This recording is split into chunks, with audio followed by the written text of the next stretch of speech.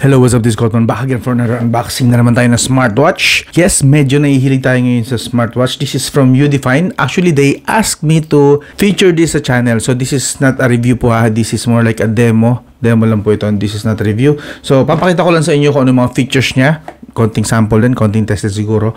Pero this is not a review again, okay? So, unang-una, expectations muna. So, pag bumili kayo nito, meron na po siyang PPG blood pressure measurement. Almost 2-inch na Ultra AMOLED display with always on display. AOD. 60 Hz, that's good. Parang kagaya ng mamahaling smartwatch na finiture ko nakaraan.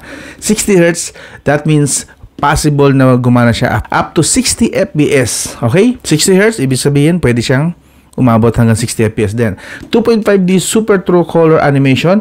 Bluetooth 5.3, good. This is good. Dapat ganito na ang standard ngayon eh. Bluetooth 5.3 pataas para efficient. Mas tipid sa battery ang connection. And high definition pa rin yung mga data na naipapasa like audio, etc. etc. Okay? Other specs pa. Dual core 2-in-1 chip. So meron daw po siyang para sa performance mode. At yung isa naman na chip ay para daw actually sa mga light use lang. Like yung orasan lang or something yun. So dual chip, 2-in-1 chip. Good yan. I hope effective itong implementation na to. Up to 800 nits. Wow. Ito na yata ang pinakamaliwanag na smartwatch kung sakasakali na na-feature ko rito sa channel na to. Okay?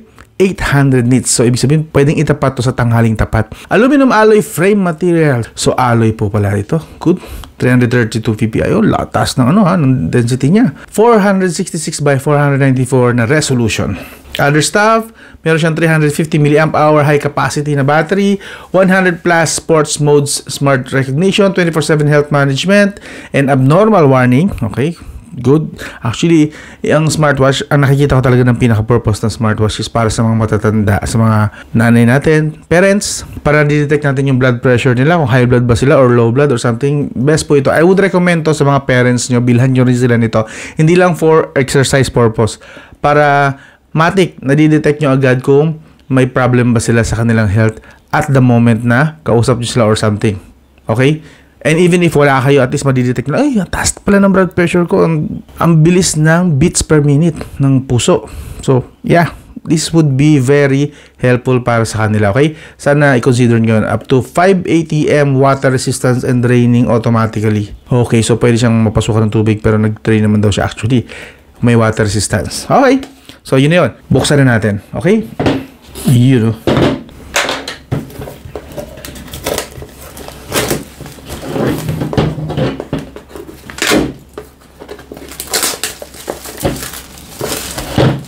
Ito na nga. Ito na nga. Ayun, pabukas. Meron bang tape na hindi ko nakikita? Wala naman. Yun. Alright. That's smooth. So, ito na, nakikita na natin yung watch from here. Ito po ang watch niya. At meron po tayong strap na parang rubber ang feeling. I believe rubber ito. Yeah, mukhang matibay. Hindi siya sobrang lambot, pero mukha namang lumalaban, palaban. At yung design, blue and then black na accent dito sa gilid. Okay, that's nice. Wait, balikan natin. Check muna natin yung iba mga kasama. Ay, may extra strap. Good. That's good.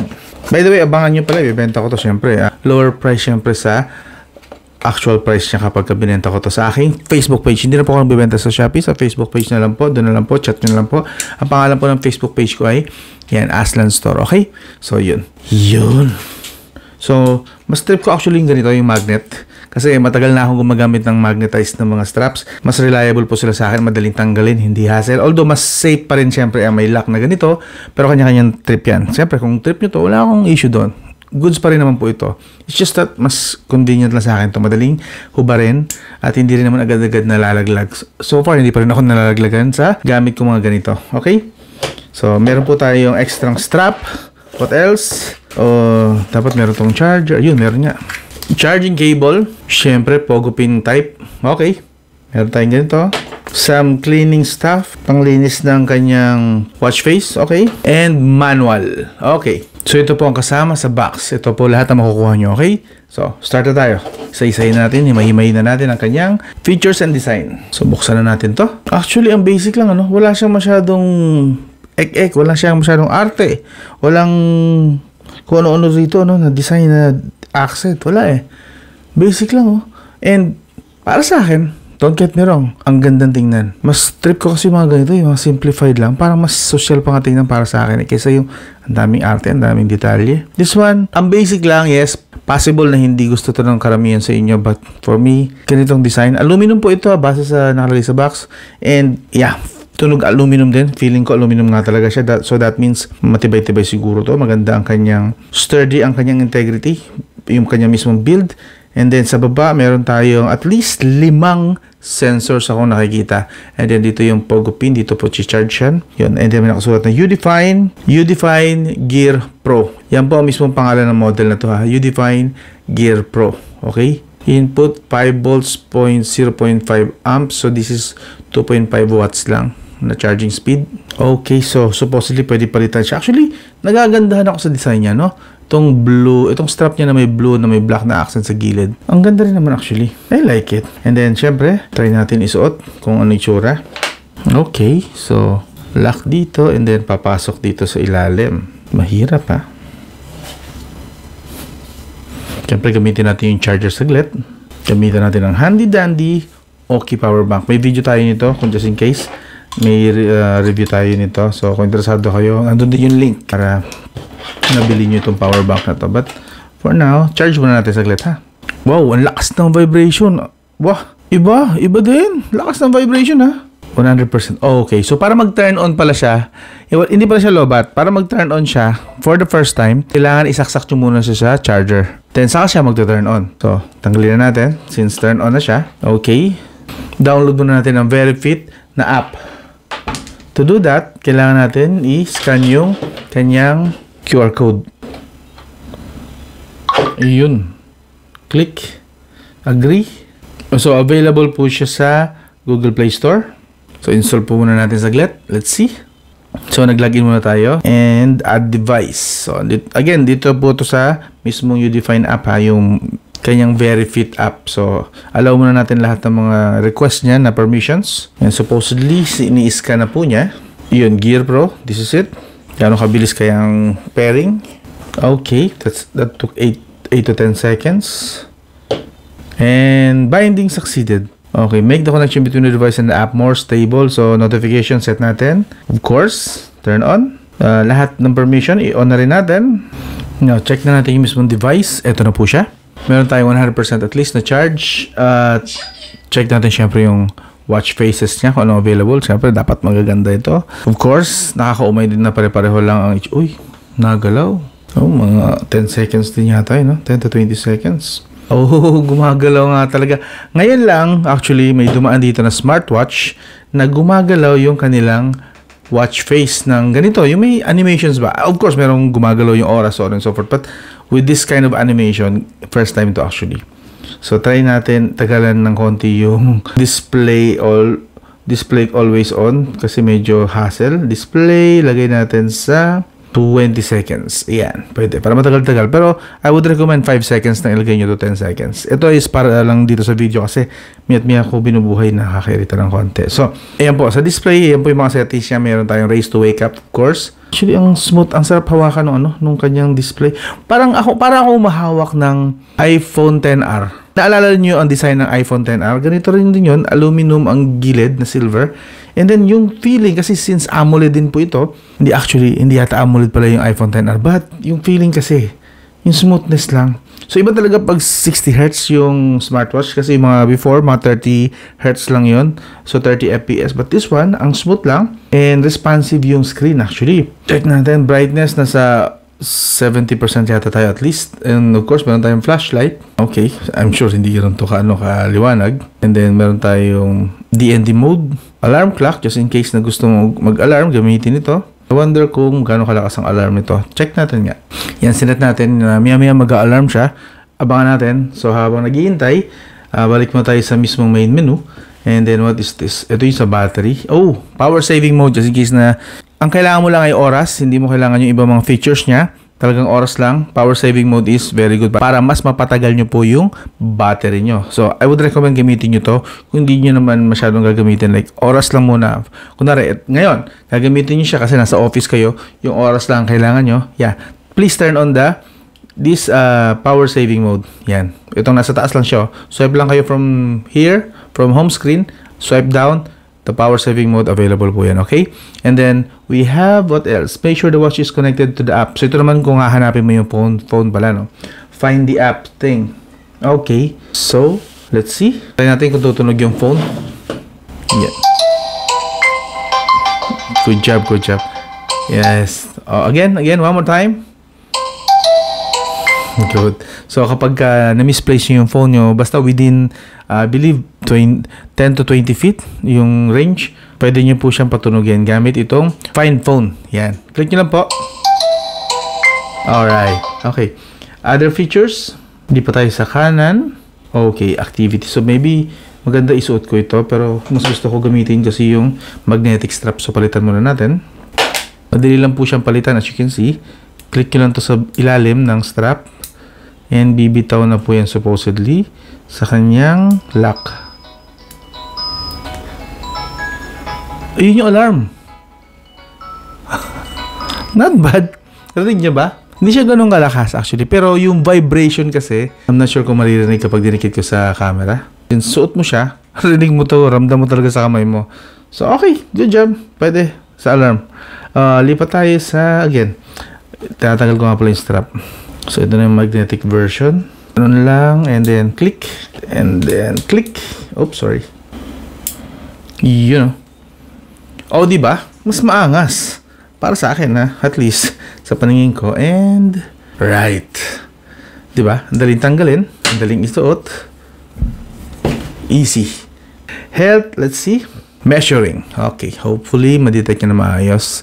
Hindi ako stress ngayon, but I did a little action, so medyo dapat around 100 dapat ang beats per minute ko rito. At least, I believe, 100 plus naman, 105, 110. Let's see. And stress ba ako ngayon? Maybe malalaman ko dito sa smartwatch na to. Let's see then. I like this one. Basic, simple lang, pero hindi komplikado at smooth. Very responsive siya, hindi siya kaya ng mga nauna before na parang ang sluggish lang ng ano. Actually, tama, no? 103 beats per minute. In-expect ko, 105. 100% sa SpO2 and stress level, 61, medium lang. Okay, good enough for me. Pa tayo? Sports, of course. Ito po yung mga available na sports niya. Outdoor walk, outdoor run.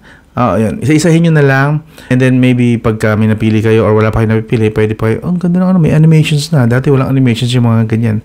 I believe, ano to, improved software to and maybe improved din sa chipset na part. Okay, dito naman yung pagka, siyempre, tumatawag ka ng calls. So, maybe we can do some calls.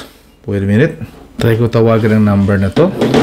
Tingnan natin kung matatanggap dito sa smartwatch na to. Test lang. Okay, let's see kung matatawagan. Calls. Calling. Yun, no? And ang lakas po ng vibration niya actually.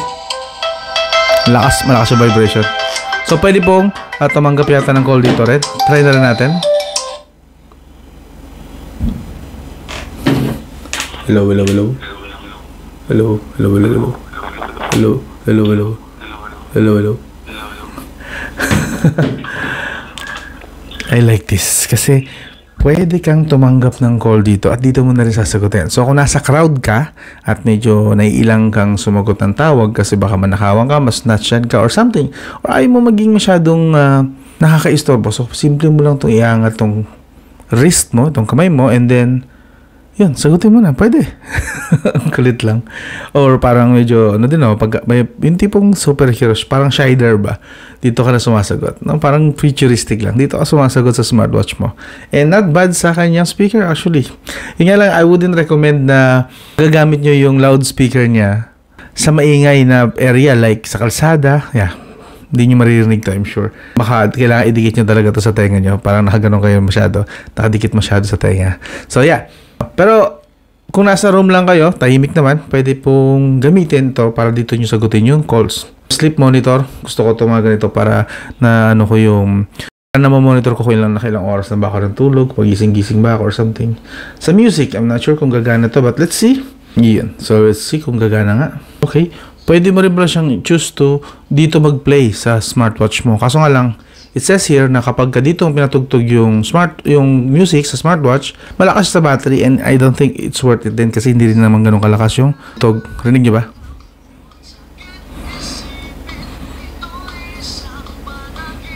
See, it's masyadong low po yung volume. So, I wouldn't recommend this. Control na lang siguro, okay lang. And then, may lalakas pa pala yung volume niya. So, hindi pa rin siya enough para ma-enjoy mo ito ng sobra. So, yan.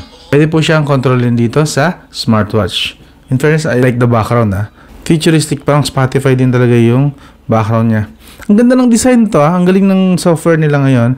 Maganda yung mga designs. Yung weather, wala. Hindi tayo nag-ano ng weather. So, yun. So, basically, again, I like this, And nagamit natin for almost an hour na kutingting is back to, almost 9% sa 1 hour na tuloy-tuloy na kutingting. Of course, sa totoong lifestyle, hindi nyo naman siguro may kukutingtingin ng smartwatch nyo. Nasa smartphone po kayo nakababad. So, I don't think gagamitin nyo talaga siya ng ganito ka. Siguro sa unang araw or unang week, siyempre andun pa yung honeymoon stage, kukutingtingin nyo. So, mabilis yung malulobat nga naman ito kasi ginagamit. Pero pag sa normal na araw na sanay na kayo na meron lang kayong smartwatch, maybe check paminsan-minsan yung steps nyo, yung inyong stress level, beats per minute, kagaya nito. Yeah, and then your exercises. Okay yan, goods. And actually, hindi ko pa pala nakikita yung iba pang features niya. Ito, notifications dito. Pwede natin silipin sa kaliwa.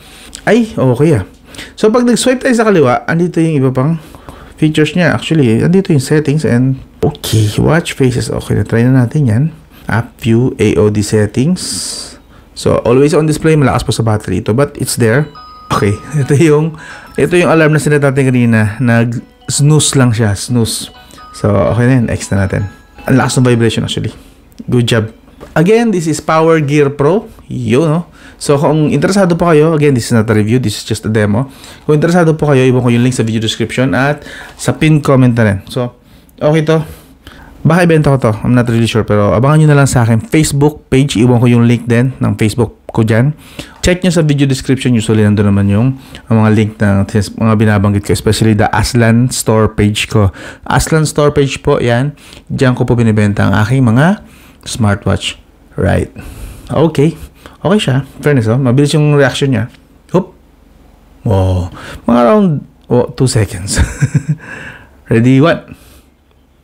Oh, gesture of namamatay na siya pag ginano ko agad Gusto ko yung part nito, tama. Hop. Hop. Hop. So ano siya, mas sensitive, actually sensitive yung kanyang gesture, Again, itataog ko lang yung kamay ko kusa siyang mamatay. Yan. Hop. Hop. See? Namamatay talaga siya. So, goods. Iba kasi maghihintay pa ng a few seconds kasi binigyan mo ng timer na 5 to 10 seconds. 5 to 10 seconds pa bago siya mamatay. But this one, gesture lang, it works. Yun lang, pahabol lang, napansin ko lang bigla. So, hanggang doon lang, this is Cotman. I'll talk to you again soon.